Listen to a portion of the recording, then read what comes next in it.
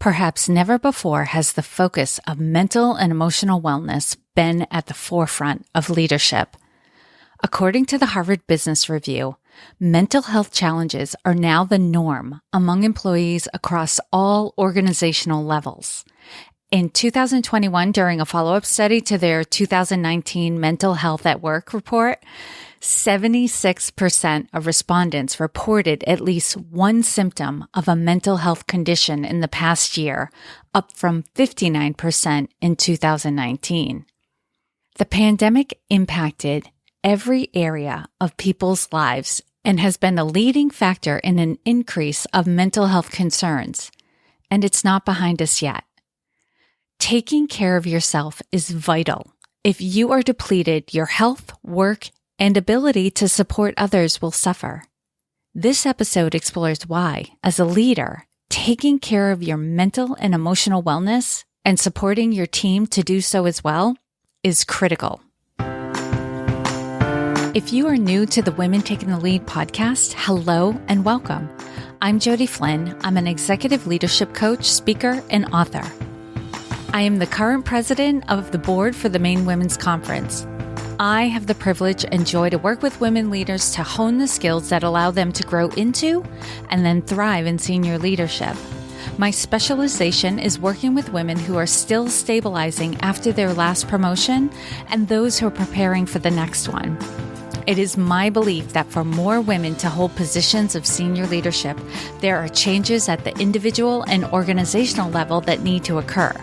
Not only do women need to be trained and coached on how to operate at these levels of leadership, organizations need to change their paradigm of how the work gets done and what supports are in place for leaders to do their job. If we are not already connected on LinkedIn, please send me an invitation to connect.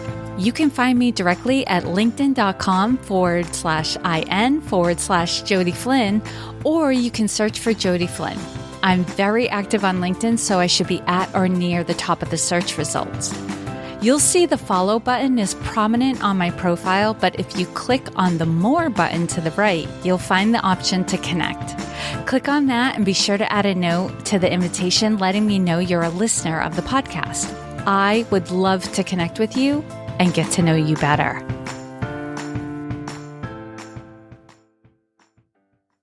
On a scale of 1 to 10, 1 being, I need emergency assistance, and 10 being, I've never felt better in my life, where would you put your mental and emotional health lately?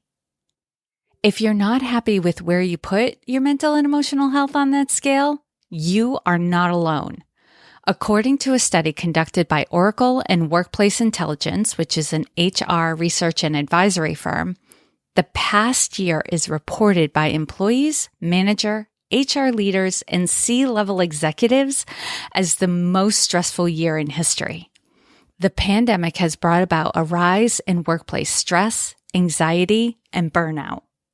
As a leader, there are a combination of pressures being put on you from managing the expectations of your deliverables, managing your team's output, to managing the well-being of your team and other stakeholders. It can be difficult to find time for yourself when dealing with all of these concerns. However, if you don't prioritize your emotional health and fill your own cup, you'll be too depleted and burnt out to take care of the business needs. How you take care of yourself is so critical that in the leadership development program I created for my clients, creating a personalized wellness plan happens before we dive into any coaching or skill building. The exercise for the wellness plan goes beyond your physical wellness to your mental, emotional, and spiritual wellness as well, and whatever your spirituality looks like for you. The reason it's right at the beginning, just after an assessment and information gathering period, is because if you are too depleted to make change and take new actions, what good are any insights that you get from coaching? If ever you've had the experience of, I know what to do, I'm just not doing it, this is what I'm talking about. By having regular practices in place that renew your energy, and it's different for every one of my clients, you have the energy to take advantage of opportunities for change as they present themselves. It's also important to remember The effects of the pandemic are far from over.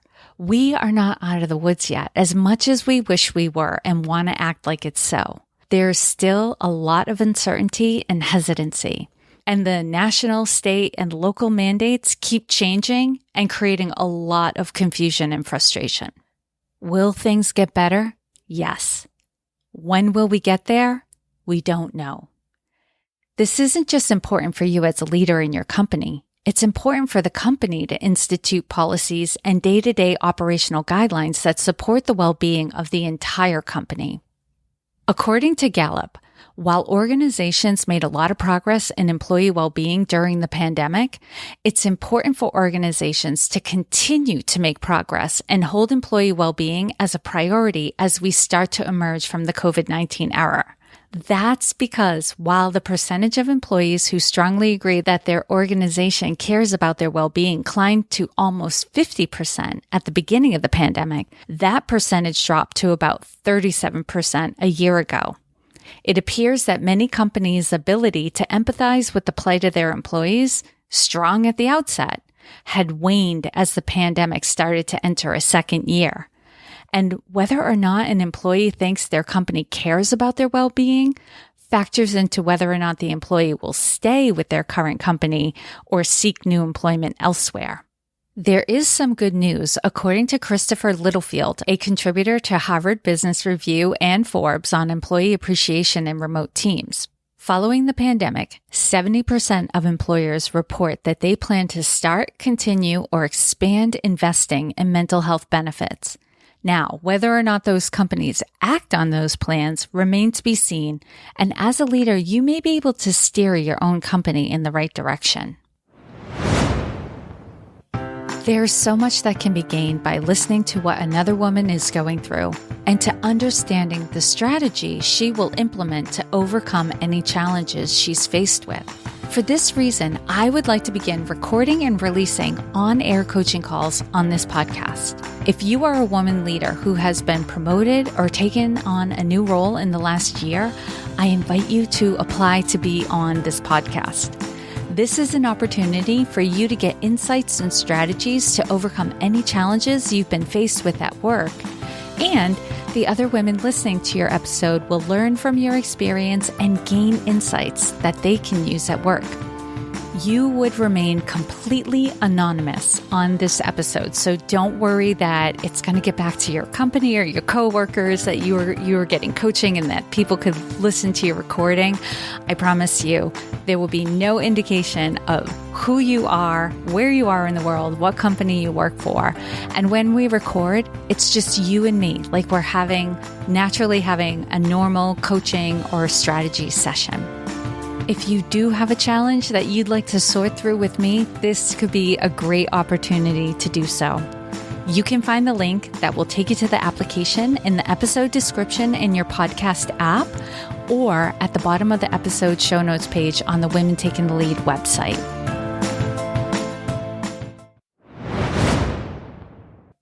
Facing mental health challenges can feel dire, but there are many things you can do to take care of your mental and emotional health. There is therapy, self-care practices, and talking to a trusted person in your life, just to name a few. Also, you can try putting things in perspectives as a way to reframe or see things from a different angle. Ask yourself, what's most important to you right now? Where do you want to be in 20 years? And is this moving you toward or away from that dream? Who put all this pressure on you? That last question is usually the linchpin for me. I have a tendency to put pressure on myself and forget that I'm the one who did this to me. Once I remember and take a step back to analyze what needs to get done and by whom, I have the ability to change the deadline or delegate the task. It works like magic in taking the pressure off. Now, there might be some deadlines you can't move, but usually there's a couple around that critical deadline that can be shifted, and I'll give you the energy and the focus to work with that one deadline rather than all of the deadlines. You may have heard the quote from Bill Gates, "Most people overestimate what they can do in 1 year and underestimate what they can do in 10 years. And at the micro level, I will say you probably overestimate what you can get done in a day and underestimate what you can get done in the month. If you have overestimate what you or someone else can do, be flexible and adjust your expectations. At work, it's going to take a balance of taking care of yourself and being empathetic to help you and your team navigate all the pressures you've been dealing with. Here are some suggestions to start with. Stay tuned into your emotions. Check in with yourself often and find opportunities to increase your emotional literacy. If you are able to recognize and regulate your emotions, you will have a greater ability to help others do this as well. And I'll share from my own personal experience, there was a time when my company was going through an acquisition and it was crazy stressful. I was in middle management at that time, so lots and lots of pressure being put on me. And I tried to be the calm force at work to the sacrifice of my own emotional health. And I didn't realize how bad it had gotten till one morning I was driving to work and out of nowhere, I burst into tears. Like I didn't even understand where it was coming from. Like, yes, I knew I was going through a lot at work, but I didn't know why all of a sudden I had burst into tears. And so I found a counselor, and I got some therapy. And a lot of the work that we did was just helping me to identify what emotion I was experiencing. Going through the acquisition and trying to be calm and be a role model for everyone else, I had stopped paying attention to the emotions that I was experiencing. And so I wasn't allowing them to be expressed and I wasn't managing them. And I will say, getting counseling, getting therapy was amazing. It was amazing for me. So if that's what you need, I invite you, go get it. Like enjoy it, revel in it. It's so good for you. Okay. The next one is observe how your mood is impacting others. We tend to get tunnel vision when we are under a lot of pressure and can miss signals in our environment.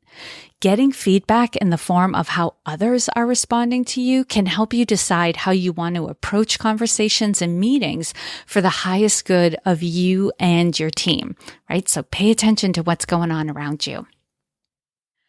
Be empathetic when one of your team members is struggling. Before diving into a conversation about expectations, assume good intent, seek to gain some understanding of what they are experiencing, and see how you can support them.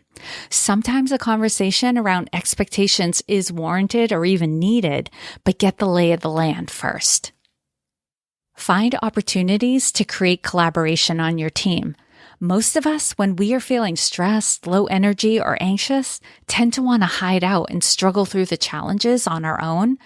These mental states cause isolation, but research has shown receiving and offering assistance can help us recover from these states. So bring people together. Advocate for yourself and for your team. Are there practices in your organization that do not support mental and emotional wellness?